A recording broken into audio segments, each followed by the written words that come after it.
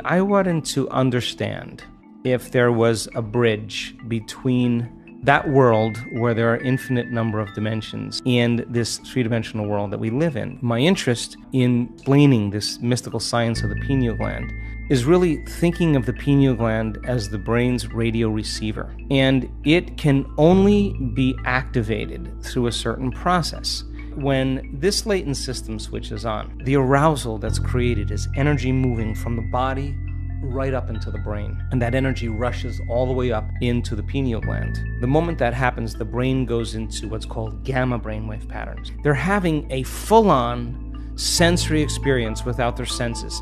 And whatever's going on between their ears, the vision that they're having, they're not visualizing.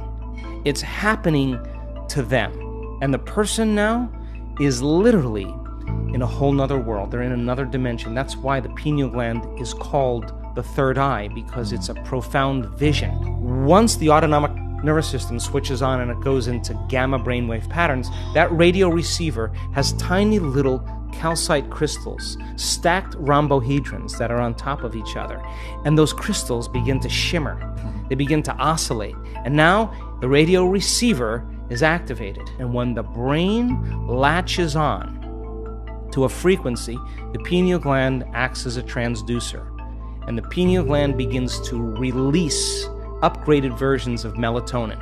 Melatonin already causes us to dream, but now you're going to really dream. It already causes us to relax, but now you're going to make a benzodiazepine. You are going to chill way out. You are no longer going to be in survival. Melatonin's already an antioxidant, but you're going to make two of the most powerful antioxidants known to man: anti-cancer, anti-aging, anti-heart disease, anti-stroke, anti-neurodegenerative, anti-inflammatory, antimicrobial. And then you make that one amazing chemical called dimethyltryptamine, and that begins to switch on. And what happens is you no longer move through space to experience time. You move through times, and you experience dimensions or spaces. And the biggest lie that we've ever been told is that we're linear beings living a linear life.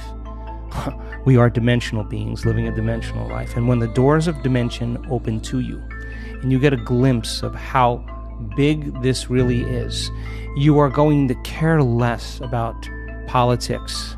You're going to care less about who's famous and who isn't, because you're going to realize you're all of that and more. We have people that have switched this system, this latent system on, and they have a greater understanding of who they really are.